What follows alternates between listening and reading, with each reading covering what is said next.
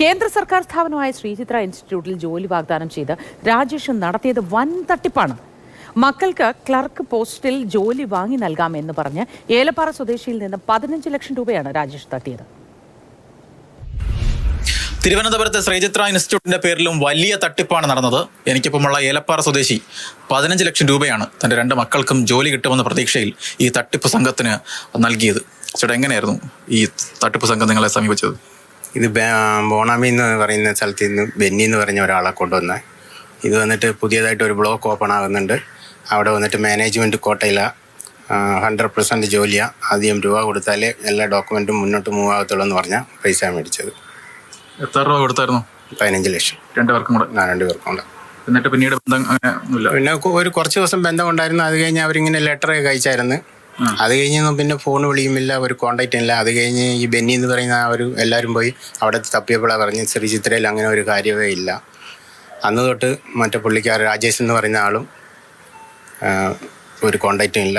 ആളിനെ കുറിച്ച് ഒരു വിവരവും ഇല്ല. രാജേഷ് നിങ്ങൾ കണ്ടിട്ടുണ്ട്? ഞാൻ കണ്ടിട്ടുണ്ട്. എൻ്റെ വീട്ടിൽ വന്ന ബെന്നി വിളിച്ചിട്ട് വന്നാൽ കണ്ടതൊക്കെ. എത്ര തവണ വന്നിട്ടുണ്ട്? 2 തവണ വന്നിട്ടുണ്ട്. പൈസ നേരിട്ടാണ് കൊടുത്തത്? അല്ല, പുള്ളിയുടെ ബാങ്കിലാണ് കൊടുത്തത്. പിന്നീട് ഈ രാജേഷ് എവിടെയുള്ള ആളാണ് എന്നെ സംബന്ധിച്ചതിലും? പുള്ളി പാപ്പനം കൂടെ. പുള്ളിയുടെ അഡ്രസ്സ് കാര്യങ്ങൾ പുള്ളിയുടെ ആധാറൊക്കെ ആദ്യം തന്നായിരുന്നു. ഡീറ്റെയിൽ ഒക്കെ ഞാനിവിടെ ഉള്ളതാ. അതുകൊണ്ടാണ് നമ്മൾ വിശ്വസിച്ചത്. ഈ പൈസ കൊടുത്ത് എത്ര ദിവസം കഴിഞ്ഞ ശേഷം ഈ അപ്പോയിൻമെന്റ് ലെറ്റർ ഒക്കെ അയച്ചത്? ഇത് കൊടുത്ത് ഒരു 2 മാസം കഴിഞ്ഞുകൊണ്ട് വന്നായിരുന്നു. അത് കഴിഞ്ഞ് അപ്പോയിൻമെന്റ് ലെറ്റർ ആയിട്ട് നിങ്ങൾ ശ്രീചിത്രയിൽ പോയോ? അല്ല, ശ്രീചിത്രയ്ക്ക് പോകുമ്പം പിന്നെയും ഫോൺ വിളിച്ച് ഇങ്ങനെ പറയും ഇപ്പം എല്ലാം വീണ്ടും മാറ്റി വെച്ചെന്ന് പറഞ്ഞ് വീണ്ടും ഒരിക്കൽ ഫോണിൽ കൂടെ ഇങ്ങനെ വിളിച്ച് ഇനി വിളിക്കുമ്പോൾ വന്നാൽ മതി എന്ന് പറഞ്ഞു. അത് കഴിഞ്ഞാൽ അങ്ങനെ ഇതായിപ്പോയത്, കോണ്ടാക്റ്റ് ഇല്ലാതെ പോയത്. ഈ മറ്റാരെങ്കിലും ഇത്തരത്തിൽ തട്ടിപ്പിന് ആരെങ്കിലും ഒരുപാട് പേര് നിങ്ങളുടെ നാട്ടിലുണ്ടോ? ഇതിപ്പം നമ്മുടെ ബെന്നി അങ്ങനെ വന്നിട്ട് തന്നെ ഞങ്ങൾ 7 പേരുണ്ട്. ഈ ബെന്നിയും ഈ രാജേഷോട്ട് എങ്ങനെയാണ് ബന്ധം വരുന്നത്? അത് എനിക്കറിയത്തില്ല. അവർ വീട്ടിലൊക്കെ പോയിട്ടുണ്ടെന്നാണ് പറഞ്ഞിരിക്കുന്നത്. ഈ ബെന്നി അവരുടെ വീട്ടിൽ പോയി എല്ലാം തിരക്കി അങ്ങനെ കഴിഞ്ഞാൽ പൈസ കൊടുത്തത്. നിലവിൽ ഇപ്പോൾ പോലീസിൽ പരാതി കൊടുത്തിരിക്കുകയാണ്. വാഗമണ്ണ് പരാതി കൊടുത്തിട്ടുണ്ട്. മറ്റ് ഇത്തരത്തിൽ ഏതെങ്കിലും തട്ടിപ്പ് ഈ രാജേഷ് നടത്തിയിട്ടുള്ളതായിട്ട് എന്തെങ്കിലും? അതിനെക്കുറിച്ച് കറക്റ്റായിട്ട് അറിയത്തില്ല. ഈ മക്കൾ ഈ കാര്യങ്ങളൊക്കെ അറിഞ്ഞിട്ടാണോ, വീട്ടിൽ അറിഞ്ഞിട്ടാണോ ഈ സാധനം പൈസ പോകുന്നത്? മക്കൾ അറിഞ്ഞിട്ടാണ്. ഞാൻ ഒരാളെ കെട്ടിച്ചു വിട്ട് അവളുടെ സ്വർണ്ണമൊക്കെ മേടിച്ച് പണയം വെച്ചാൽ ഇങ്ങനെ കൊടുത്തിരിക്കുന്നത്. ആ വീട്ടിലും ചെറിയ പ്രശ്നങ്ങളൊക്കെയാ. ഈ പൈസ കിട്ടുമെന്ന തരത്തിലുള്ള പ്രതീക്ഷ? പൈസ കിട്ടും, എല്ലാം ദൈവത്തിൻ്റെ കാര്യത്തിലിരിക്കുന്നു. എത്രയും പെട്ടെന്ന് കിട്ടിയാൽ നന്നായിരുന്നേനെ. ചില ഡോക്യുമെന്റ്സ് ഒക്കെ ഉണ്ട്.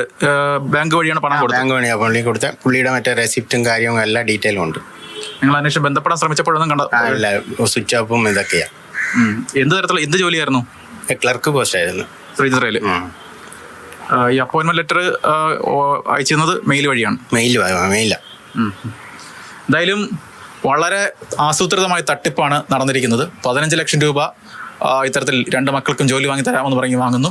തുടർന്ന് ഒരു തരത്തിലുള്ള വിവരവും ഇല്ലാതാകുന്നു.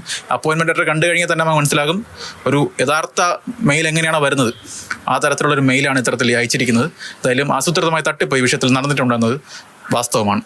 കോട്ടയത്ത് നിന്ന് ജോബൻ തേക്കടിക്കൊപ്പം Shinos S T, Mathrubhumi news. ഇത്രയും വലിയൊരു തട്ടിപ്പ് മാതൃഭൂമി ന്യൂസിലൂടെ ബിജു പങ്കജ് പുറത്തു കൊണ്ടുവന്നില്ലായിരുന്നു എങ്കിൽ ഇത് വളരെ ആധികാരികമായൊരു തട്ടിപ്പായി മാറുമായിരുന്നില്ലേ എന്നതാണ് എൻ്റെ ചെറിയ ബുദ്ധിയിൽ തോന്നുന്ന ഒരു സംശയം. കാരണം ഇത് രേഖകളോടെയാണ് പണം കൈപ്പറ്റിയിരിക്കുന്നത്. യഥാർത്ഥ സർക്കാർ രേഖകളോട് വളരെ അടുത്ത് നിൽക്കുന്ന തരത്തിലുള്ള രേഖകളാണ് ഇവർക്ക് കൈമാറിയിട്ടുള്ളത്. ഇതൊക്കെയും പിന്നീട് ന്യായീകരിക്കപ്പെട്ട് പോകാൻ കഴിയുന്ന സാഹചര്യത്തിൽ ഇവർക്കൊക്കെ ജോലി ലഭിക്കുമായിരുന്നോ? അങ്ങനെയെങ്കിൽ ഇതൊരാളും അറിയില്ല, ഇതൊരാളിലൂടെയും പുറത്തു വരില്ല ഈ തട്ടിപ്പ്. പണം നൽകിയതിന് ശേഷവും ജോലി കൊടുക്കാൻ കുറച്ച് വൈകിപ്പോയത് കൊണ്ടാണല്ലോ ഇത്തരത്തിലൊരു തട്ടിപ്പ് പുറത്തേക്ക് വന്നത്. എന്തോ ഒരു കാര്യത്തിൽ പാളിപ്പോയതായിരിക്കില്ലേ? വലിയ സംഘത്തെ ഇവരിതിനോടകം PSCയിലും ശ്രീചിത്രയിലും ഒക്കെ ജോലിക്ക് കയറ്റിയിട്ടുണ്ടാവില്ലേ? അക്കാര്യങ്ങളാണ് നമുക്ക് അറിയേണ്ടത്.